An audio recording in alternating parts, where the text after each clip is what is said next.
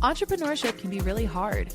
And when you're doing it by yourself, trying to navigate the terrain, it can almost be impossible. That's why we created the Entrepreneur Circle. Every episode, you're going to hear from incredible entrepreneurs who are in the same trenches that you are in. And we're going to talk through what's working, what's not working, whether it be in marketing, finance, or anything in between. We're here to talk business and figure out how each of us can rise together. So welcome to the circle. Let's dig in.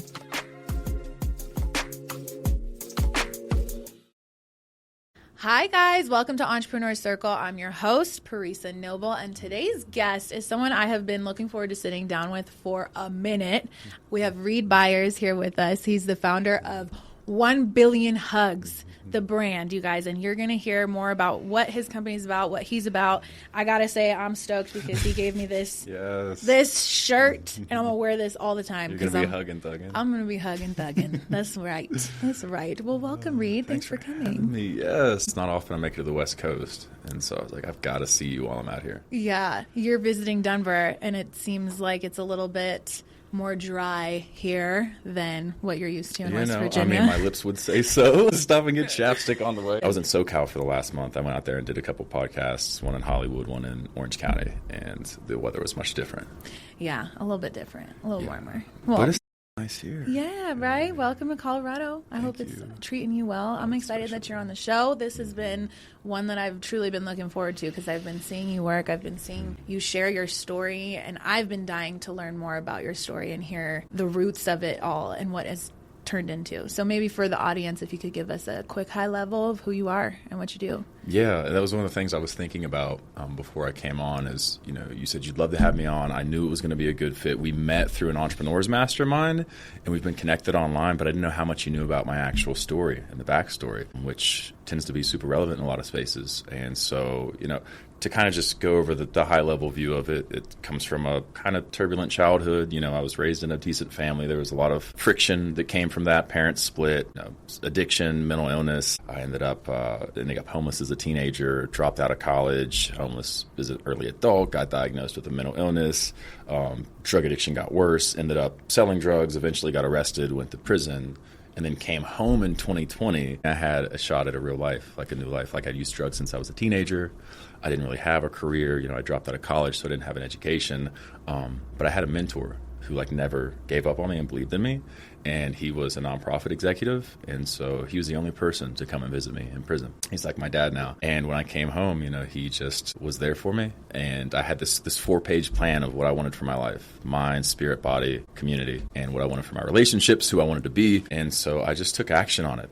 Taking care of my body, exercising, finding fitness and wellness communities, finding spaces to volunteer, finding meaningful work, finding ways to stimulate my brain. I feel like I have a PhD in personal development at this point in time. The YouTube algorithm got me set, and it's been an incredible journey over the past 5 years, especially using those experiences to fuel the building of my personal brand and how I can connect with people. We're talking about the journey, and Mentor called it the Saul to Paul story. I've read a lot of the Bible, but I'm not familiar with that one.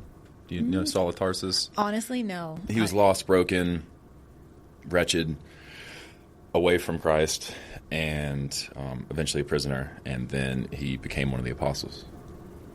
So to go from being the opposite to one of the followers and ministers of Christ is kind of, people use that as a reference point for people who experience deep transformation and redemption. Mm-hmm. And while I was in prison, I call him my grandpa, my mentor. He would keep sending me these messages on JPay. It's the messaging system in prison. And he was like, you are Saul becoming Paul. He's like, there's a purpose in your life. These seeds are being planted in you now. They're going to grow.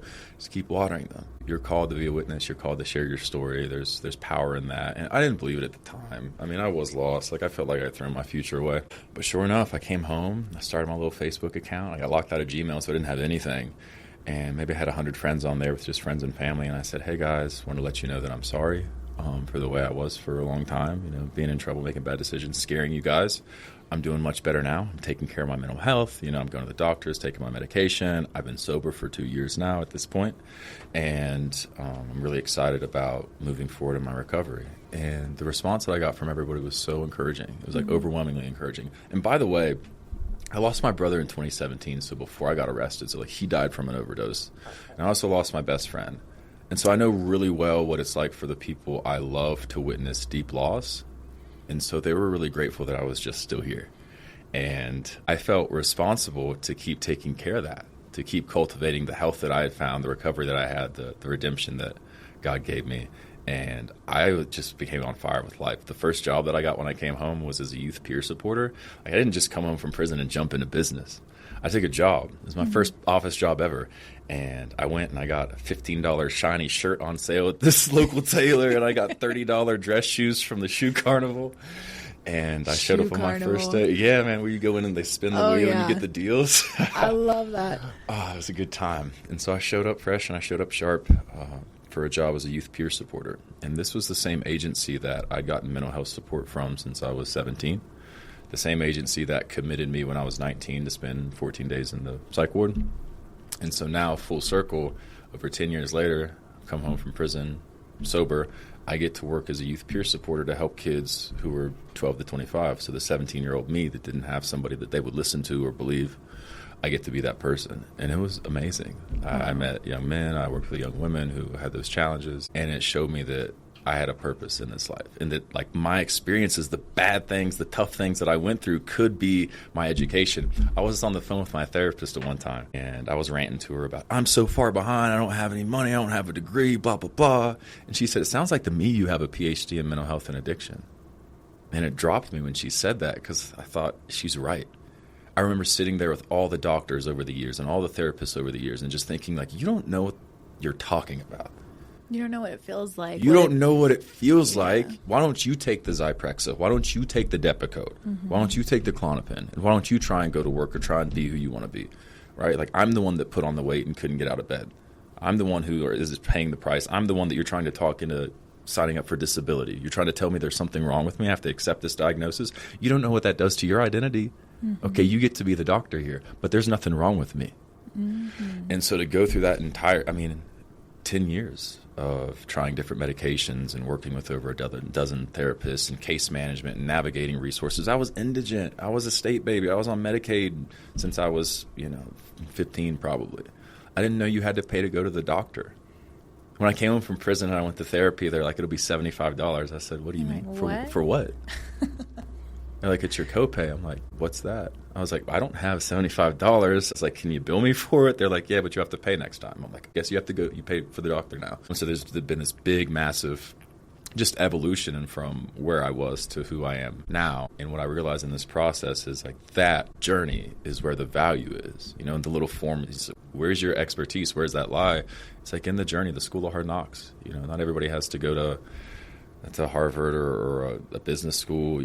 Mark Cuban does say that accounting is probably helpful in entrepreneurship, but what's helpful is doing the thing. Doing the thing and having a why. Tony Robbins, Jim Rohn, they talk about this. Like, if you have enough reasons why, you can make it happen. The how doesn't matter. And I think that's just real natural law. God is the how. That the how works itself out. You choose the what, you head the direction, it'll work itself out. Everything's worked out so much better than I could have planned it on my own. I love that. What an amazing story. Do you feel like it was God that helped you through that transformation, or what would you attribute that to? Because going from where you were pre-2020 to where you are now, you're speaking on stages, you have a successful business, I read you've helped people win political campaigns. There's so much that you've done and accomplished in this 5 years. What was that tipping point? What was the transformational element that you would attribute this to? It's such a good question. My understanding of God is, beyond understanding. I think all the religions try and get at the same concept of this creation of the universe and the reality that we're in. And whatever that creator is, whether it's, Christ form or other form, it's beautiful and it's divine, and I believe that it loves me. And I believe that it has a purpose for me. And so when I accepted that belief, it allowed things to grow and transform. Really, the day that I got arrested is when I knew that I didn't want to have the life that I'd had for so long. I didn't want to die like my brother. I didn't want to hurt people in relationships. I didn't want to hurt my community anymore. And I knew that if I wanted a chance, I was looking at 28 years in prison. There was 7-count indictment, drug trafficking, different charges. They had criminal informants do controlled buys. I had 10 guns at my apartment. It was really bad. And I wasn't sure if I was ever going to have my freedom back. I was like, if I stop using drugs, maybe, just maybe. And so I made that choice. And really, it was a slow process. The sobriety choice, that was the easy part. But it was a slow process believing in myself, or believing that God could have a purpose for me. Because I feel like God had always been there, but maybe I just didn't make the right choices. And so as I leaned into the, like, what if God does have a special purpose to me? And then I tested the theory. Like, I'm like a scientist at heart. I'm like, all right, well, what if he does? Let me do this thing that if it were true, then this would happen. It's like, I did the thing. It's like, well, something happened and it was good. So let me keep doing that. And it's just been planting seeds of goodness. And I think God rewards those. Amen. I agree. I agree. I feel like this brings up something in my mind. All of us, whether it's you, me, I mean, anybody, you have who you are and then who you know you can become. And that gap is what you're referring to. That journey of going from point A to point B is essentially what is guiding your purpose and guiding your story. I mean, it seems like a lot of what you're doing today, you're pulling roots from what you've gone through, and that's influencing how well you're showing up today. I want to talk about 1 Billion Hugs. Tell me the purpose behind this brand. So, and I'm so excited too. And I want to rewind a little bit because there's something you mentioned, and I think it's relevant just like for us as friends. You said that there was something about helping people win political campaigns. Did you realize that I ran for office twice? Oh my God, no. I didn't think you could vote as a felon coming home from prison. Whoa. So you can definitely vote. Okay. You can even run for office. Wow. What office did you run for? I ran for city council in Belpre, Ohio as a write-in candidate. And I won 46% of the vote, so I lost very narrowly. And all my friends in politics were like, dude, if you were on the ballot, you would have won. Like, you can have a future in politics if you want it. I'm like, well, I'm kind of glad that I lost because I don't know that I want to be at those council meetings every day for 4 years. And I ended up running again. I got recruited to work on a governor's campaign, and I ended up running for the board of education. Wow.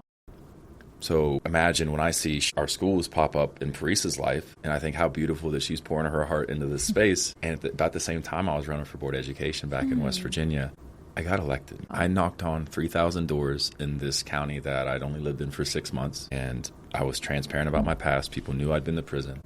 People knew that I still struggle with suicide, my mental illness. I don't have a college degree, and I worked so hard and was so vulnerable and so caring and passionate about wanting to help the kids and the families in that community that they chose me. And so to go from being a prisoner to an elected official, like, you know, how do you explain the work in between? I can't. I worked a lot and I tried real hard and I've done a lot of things, but like I can't explain all of that. God's got a purpose for me. And so the idea behind 1 Billion Hugs is, well, my purpose is actually not in politics because I don't like politics and I don't like being in office, and like, you guys can make the government rules. You can go advocate for the schools, Paresa.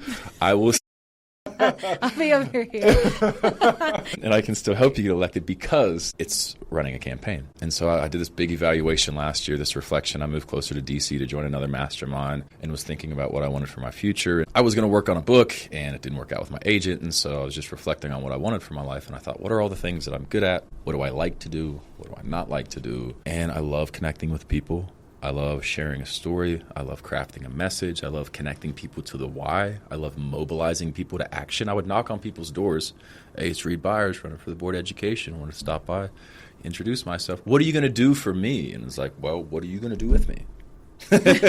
I'm open to like kind of whatever you think we should work on. Interesting. And the call to action has been a big part of the last 5 years with like community projects and like, come on guys, like let's do something to make the world a better place. And so I've demonstrated the skill of bringing people together. I've demonstrated the skill of raising awareness to causes that I care about. And I've demonstrated the skill of like just marketing that at mass. I mean, it was like 3,500 people that had to vote for me in a county. You know, I've built my brand on social media. Like, you know, I'm not a massive influencer, but there are lots of people who were real people that I've met in real life who were really inspired by the things that I really actually say, and that really matters. And so as I was reflecting, I was thinking, well, what are the areas that I care about? I care about suicide prevention. I care about mental health awareness. I care about recovery supports. I really, really, really care about young people and youth prevention to keep them off drugs in the first place. I care about community development, economic development, and entrepreneurship. And so how do I create a new business? Because I'd started my business in 2022 as a motivational speaker and doing consulting and done all kinds of cool project-based stuff across Appalachia, and have gotten paid to keynote and paid to speak on panels and stuff, which is just mind-blowing to me because you don't have to have any type of credential for that. People just send you a check. You gotta have something good to say. Gotta have something good to say. Gotta have some courage too. Yeah. And I was like, how do I monetize in those spaces, because it's way easier to just give your time and your heart away. And some of our defaults are, sometimes it's easier to start a nonprofit and raise money. And I tried that and I did that. And I served on like 10 different nonprofit boards as an executive and found that the same problem existed, and none of us had enough money to do the things we needed to do. We couldn't pay our executives enough to run the organization without their lights getting cut off or needing their phone bill paid, emergency. So I was like, all right, we're going to need more money in this house. Okay, what kind of business can I create to make some money in the suicide prevention space, to get the resources invested back in Appalachia, to support young people who I care about deeply, to make sure that they don't end up down the same path that I did. And this vision came to me from when I was, well, a couple of things happened. When I was 17, I went to Warped Tour. Are you familiar with the concert Warped Tour? It's like Vans Warped Tour. Heard, yeah. Yeah, it's a big rock concert they throw across the country. Yeah. So I went when I was 17, and people had these white T-shirts on with Sharpie, like free hugs on the front. I was like, that's so cool to like invite a stranger to give you a hug, to connect with people. Well, 15 years later almost, when I was 30, my friend, she got me a free hugs t-shirt. I had made one a couple times at like suicide prevention events and mental health events, like out in the community, just to connect with people. And so she had a real one made for me, and I thought that was really sweet. Well, I was struggling with some dark thoughts one day. I hadn't gotten out of bed for a couple of days, and finally I was like, all right, I'm going to go to Tudor's Biscuit World, which is the best biscuit place in West Virginia. I'm going to go get some muffins and some biscuits and feel better emotionally. So I put a shirt on, I go to the biscuit place, I walk in, and the woman behind the counter, she's jumping up and down, and she's like pointing to her chest. And I look down, and I realize I have my free hugs t-shirt on. And I'm like, oh, she wants a hug. So I'm like, come on out. And she comes, and she's smiling, and people are watching, and she gives me this big old hug, and she says, you don't know how bad I needed that. And I said, I needed it too. And it was the sweetest moment. And then I sat down just reflecting on, wow, it really made a difference in her day. And now I feel better. I don't feel that way anymore. And this older couple, probably in their 70s, walked by. They said, thank you so much for wearing that shirt. We really appreciate that. Thinking, oh my goodness, what is all this magic happening from just a t-shirt that I'm wearing? What if you could recreate that feeling for other people who are struggling, and then donate some of the resources you make through the company back to the charities like the Boys and Girls Club or Camp Horseshoe, which saved your life? Sounds like a really cool business idea.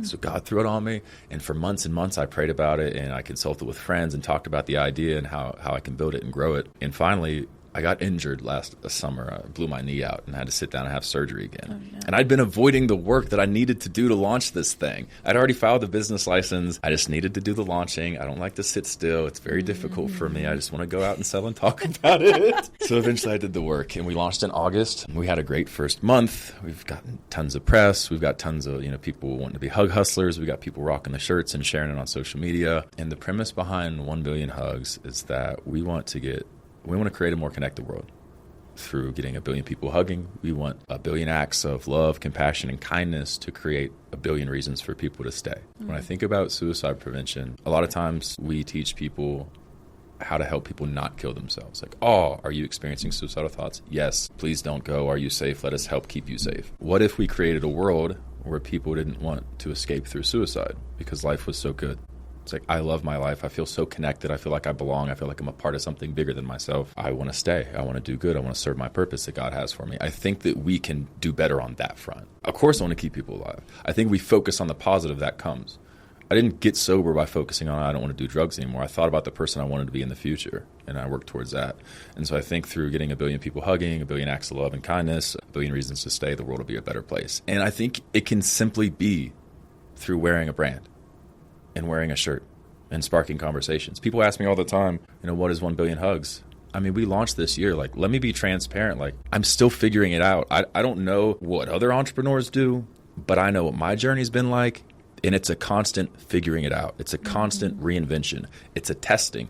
Just like when I knocked on doors running for office, my platform, the first door, was not the same as the 3,000th. Like, I didn't change my core values and my beliefs or what I wanted to do, but I had to adapt to kind of the marketplace, and how do I convey this message, and where does the value lie in the people I'm trying to serve? I mean, there's a chance I could have launched this and it could have been a massive whiff, but it hasn't been, thankfully. It hasn't because been. There's a massive need, man. People need connection. We're so People disconnected now. We need to bring people together. Oh my gosh, especially today. I feel like the more time goes on, the more deeply attached we are to our phones, and we grow farther apart as humans. So I love this. I love what you're doing. I'm glad you dug into it, because this speaks to me. I lost one of my best friends in college to suicide, and it was heartbreaking, because she had told me the weekend before that she was thinking about it, and then it actually happened the following weekend. So it's hard. And she's not the only one. I had another friend in college, maybe a year before her, same exact thing. And it's both of them, both Jakaya and Devon, for people who are watching who know them. They were the ones that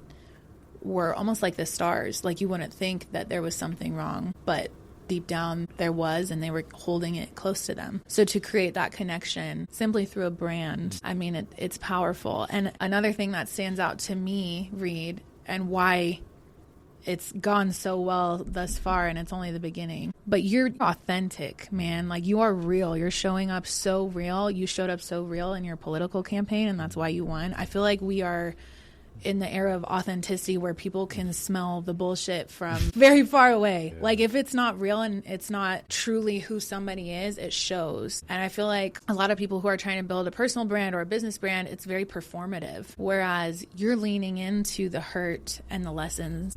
And that's where your business ideas are even born from. So I feel like there's so much to take note on with that. And I commend you for what you're building. Now that free hug shirt, I'm gonna wear it even more than I was planning.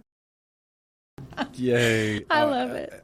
So it's heartbreaking. And on the other side of that, you find encouragement once you deal with the grief and the loss, and you realize the good can become of it. But you just hate that we have to lose people in the process. You talked about how they were stars. I mean, I wish I could learn more about them, because I'm sure that there are a lot of things similar to my brother and best friend, the other people we've lost. Mm-hmm. The person that I think everybody can relate to is Robin Williams. Mm-hmm. I'll never forget the day that he died. And I was in my early 20s. I just connected so deeply with that man as an actor. Like, he was always my favorite. And then to learn that he took his life, it didn't make sense to me. But then it kind of did. Like, oh, yeah, people do struggle that don't seem like it. And sometimes maybe they even struggle more. I can just talk about it, my journey. Sometimes the pressure of expectation, of performance. People see your potential, you talk about that, and then I look at the work in between, and it's like, can I ever be good enough and do enough to be that person on the other side of it? The answer is maybe not. Sometimes that gets to people. But anyways, let's move out of the sadness and let's talk about some stuff that's valuable for your viewers today. I want to make sure that this hits home for a lot of people. You talked about authenticity, and I think that's super valuable. That was one thing that I'm really grateful for, is that by being me, in person and on the internet, it helped people and grew my personal brand. Didn't even know what a personal brand was while this was happening. Personal branding didn't really become a topic on the scene that at least I've been in until about 2023. Like, I found Dan Coe, who talked about the creator economy, like end of 2022, and I came out to Austin in 2023, and like, that was in my journey the beginning of personal brands really exploding and Gary Vee talking about them. But I never put any effort into building a personal brand. I showed up and tried to be helpful. I looked around my community and thought, like, what do we need? And like, what can I do? I can show up. And I just showed up. And I looked at, like, what are the things with the skill sets that I have? Like, can I just pick up trash? Can I start a kids running club? Can I put on a shark costume and raise money for suicide prevention? Like, whatever the deal is. And through that, not being afraid to post on social media is huge. I mean, you got people out there that avoid doing it out of fear. Mm-hmm. And I do it all the time in fear. It's not because I'm better at it. It's because I'm willing to take the risk. Yep. I think there's so many people who won't post just because they hate getting on camera, or they question what they post, or they start for a minute and they post a few videos and then they rewatch them 20 times and pick it apart. And if that's you listening, you need to post it and don't look at it and just keep posting, because nobody, not even Tony Robbins, Hormozy, all of them, anybody that you see who's successful, who's putting out successful content right now, who has built a personal brand, they sucked at the beginning. Like, we all suck at the beginning. You should go back and listen to the first episode of this show. It probably sucks. So just know you're not alone. And I think that's, I mean, every client that I work with too, where it's like, we're kind of coaching them on, you can do it. Like, you are better than you think you are at this, and just put it out and watch what happens to your numbers, whether it's your Instagram or your TikTok, and how that translates into leads and sales. I mean, personal branding has become, I would say, one of the most effective marketing campaigns that you could roll out for your business, because people are looking for that authentic human-to-human connection. There's actually a statistic where corporate branding, or I should say personal branding, is 12 times more effective than corporate branding. So when you have your face, your voice, whether you're the owner or somebody who's in leadership that comes out and starts speaking on behalf of the brand, there's so much more trust that's built through through that. Are you seeing that with 1 Billion Hugs? I mean, you're the face of it. And just with whatever you've done in the past too, whether it's, branding with you and on your personal accounts or on the company accounts. What are you seeing? Oh, it's such a great topic. It brings up a lot of really relevant stuff and some fears that I deal with. So I'm more skilled at building my personal brand through being authentic than I am copywriting for a corporate brand, which is what 1 Billion Hugs kind of is. It's a scalable, going to be massive like Nike Vans someday. And so I am the full-time copywriter for it. And so instead of doing that, I just build my personal brand. I've made probably like 6 posts on the Instagram for 1 Billion Hugs. We probably have less than 100 followers, but everybody that I know knows about 1 Billion Hugs because I hammer it on my personal brand site. You talked about people who will go back and fret over their videos. The one came out from Hollywood. It's got like 50,000 views. I have not watched basically any of it. I run it through AI to get my clips and I put them on social media. Obviously, I watch the clips that I'm going to put on my personal brand site because I want to make sure that they resonate. I can't bear to watch myself for 2 hours. For the whole show. I Right? can't bear to watch my 8-minute TEDx talk. Yeah. Because guess who comes out? The self-critic. The guy that tells me I shouldn't be doing this, okay? Yeah. And so you talk about corporate brands too. When I think about reaching out to somebody like Vans or the American Foundation for Suicide Prevention for like a national nonprofit partnership, the corporate brand's relevant, but like how do I as a human being approach them? Well, I'm going to get on LinkedIn and I'm going to figure out who's cool that works there. Like who would I maybe vibe with? Can I find anybody on Facebook or Instagram? I want to reach out directly. I'm not trying to come through email, not trying to come through an inquiry box.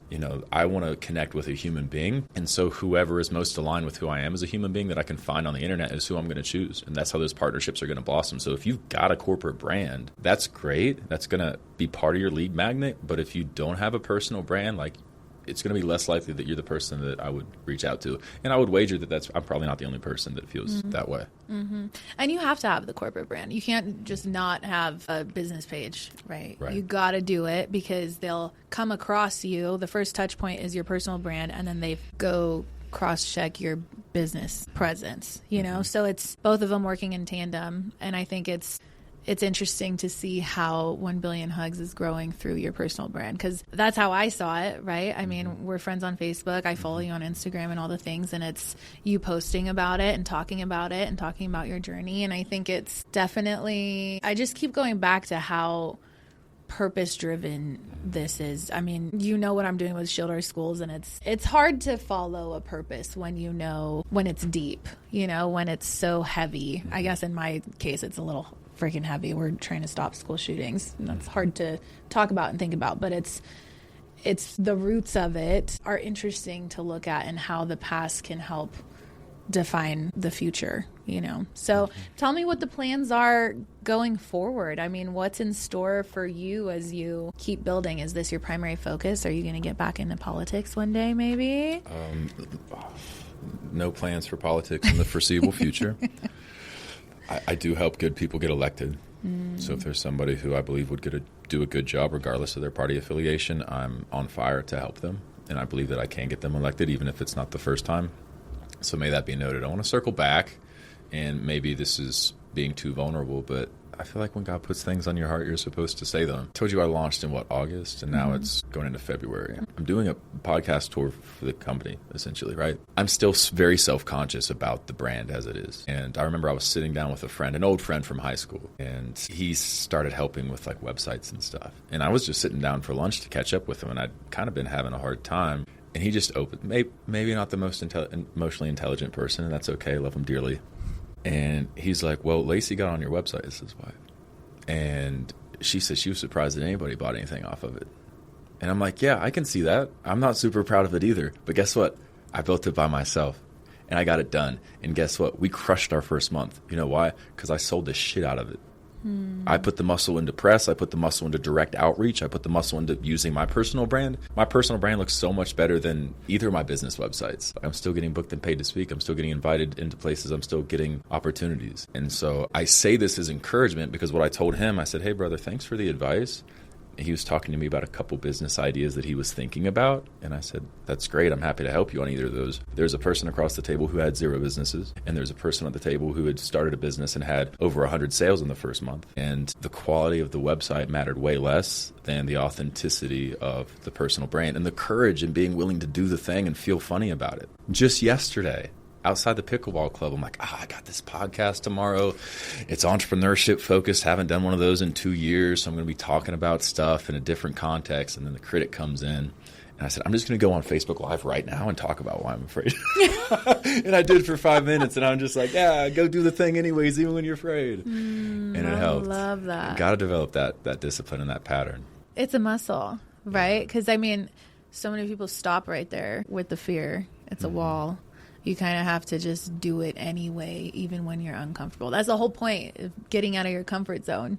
I mean, it's such a cliche thing, get out your comfort zone, but it's way easier said than done. And I look back at my story and I'm like, there was a huge gap from where I was to where I've shown up now. And there's still a gap in where I want to go. But it's like, for me, it was people pleasing and questioning myself and what I'm supposed to be doing. It was so many things that would hold me back. It was like this complex of having to prove myself or prove my brand, and letting go of those things, whether you're letting go of those like soft intangibles or you're letting go of substance or whatever it is you have to shed to walk into who you're supposed to be. You're going to be afraid. You're going to be self-conscious. You're going to be overanalyzing yourself. And it's important that you do it anyway, no matter what. I think that's literally, you speak to anybody who's found success, whether it be in business or otherwise. Nobody who has created something meaningful did it with 100% clarity, knowing exactly how they're going to do it. I feel like the end of it is something you have to be very clear, like the result that you want, you have to be very clear on it, but the steps to get there and how you'll arrive there, that's something that you just got to give it to whatever you believe in, something bigger than you. I'll never forget, Paresa. It was the first Meet the Candidates night when I ran for city council. And I'd only been home from prison for like a year and a half. I was still new to being a young professional. And there was this other guy who was running for council too. And I knew that he was a pastor. And I came up to him. Everybody's like chattering around the room before we get started. I said, would you be willing to pray for us? And he said, absolutely. He said, let's step back here into this kitchen room. And so we step back there and he prays for us. And I will never forget this prayer. And he says, God, I just ask you to lead us, to choose the words that we're called to say. And I ask you to keep leading Reed to follow the steps that are laid before him. Keep leading him to follow the steps that you've laid before him. And he said something there that I didn't realize I had already been doing. I don't always know the how, but you kind of know the next right thing. Eat this or eat that. Go this place or this place. Go to bed or not. And so I felt super encouraged that with the next right step, you can still get there. And in the Bible, I mean, Abraham didn't know where he was going when he went out to receive his inheritance. He went faithfully. So many people went faithfully not knowing. And you have to step out in faith. Why aren't we taught this in school, Paresa? Right. Can we get something to supplement, shield our schools? Like, let's keep the kids from being unsafe, and also entrepreneurship education. The entrepreneurial elements and the mindset elements that have to go with it. You have to be tough mentally to get past those doubts and questions. And they're teachable, though. They are teachable. I mean, YouTube changed my life, man. I'm over here just constantly, I feel like the past 10 years, every drive, every morning, I'd be listening to Jim Rohn, Bob Proctor, Tony Robbins, Gary Vee. Is like Les Brown, man. Nobody talks about Les Brown. Les Brown. Them CDs that he bought, that he got stuck with. How are you going to sell all these CDs? Nobody wants that. You guys, go look them up. I mean, it's just, there's so much that we could do for ourselves to get over that hurdle of questioning and letting fear stop us. That's such an important skill to build. So, okay, our listeners are a lot of small businesses. It's a lot of entrepreneurs. It's people who are hustling, trying to figure out how to grow and how to find that momentum in their business. Given all the different things that you've worked on, what advice would you give our listeners in helping them find that momentum and find that transformational moment in their business? Yeah, let today be your big breakthrough. You tuned in, you've made it an hour into this episode. Let today be your breakthrough. If you can get a plan done today on what you're going to do to get there, knock it out right now. If you're thinking about making a plan, forget the plan and do the thing. Please just do the thing. I can tell you that it's through massive action and repetition that you will create that momentum. You're going to have to get it wrong and feel funny in the process. Try it. Iterate. I mean, that's what's really unlocked a next level for me is the amount of volume I've been willing to put in, the amount of text messages I've been willing to put in to invite people to do something with me, the amount of times I'm willing to reshare a post and write new copy for the same post promoting an event, the amount of doors I'm willing to knock on, the amount of calls I'm willing to talk on, the amount of networking events I'm willing to go to. You know how many events I go to? The fact that I get to travel and go to cool places is awesome now, but it used to just be the Chamber of Commerce, the Rotary, et cetera, et cetera. And so whatever the idea is, breathe it into life. I get to be here today, Paresa, thanks to you, God, and some effort, and talk about the world's biggest social impact brand, which is 1 billion hugs. You think about Nike and performance, you think about Vans and culture, you think about 1 billion hugs and social impact. We just started this year. When are we going to get to 1 billion? I don't know. When am I going to stop? Not until then, at least. And then we'll have an exit party someday. You can come be CEO if you want, okay? And so it requires that belief. But when we sit there in an action, I think we can talk ourselves out of it, or talk ourselves in how essential that plan is. I didn't have a plan when I ran for office. Now I get paid to make plans for other people, but it's not the plan that gets them there. It's the accountability and the check-in of, hey man, this is what's happening. Okay, forget all that mess. Are you knocking on doors, or are you calling donors? Or are you on social media talking to business owners, highlighting your community? You know what the things that drive value in your business are. Those are the things you should be spending your time on. Massively. 8, 10, 12 hours a day if you have the space. Whatever time you have and energy you have to do the things that return value, it's probably 1, 2, 3, maybe 4 things. Do them. Like it's funny how a lot of business advice can be boiled back to that.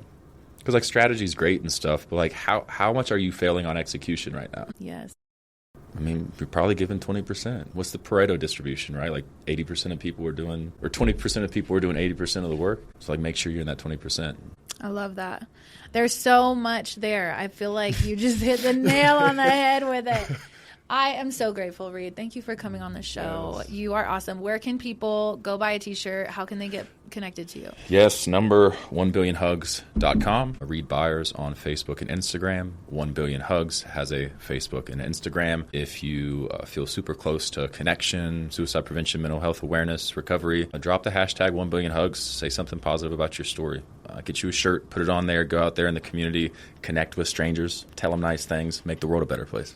Amen. I love it. Thank you so much, Reed. Thanks for having me. Thank you guys so much for tuning in. We'll catch you on the next episode.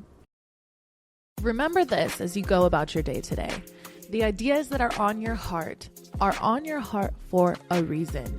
Do not ignore them. Tune into them. Tap in, lean in, understand them, and pursue them. If not you, then who? If this episode was helpful to you in any way, please like, share, comment, subscribe.